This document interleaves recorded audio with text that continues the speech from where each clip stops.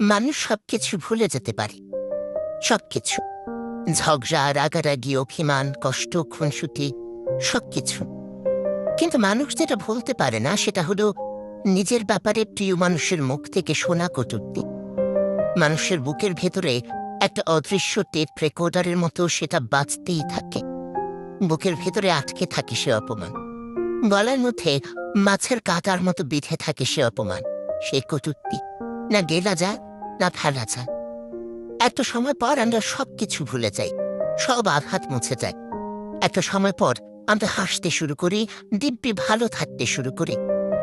কিন্তু কোনো এক ঘুম না আসা রাতে অদৃশ্য সেই স্বপ্নের কাছে আমরা পায়চারি করতে করতে পৌঁছে যাই, যেখানে রয়েছে সেই কটূক্তিগুলো।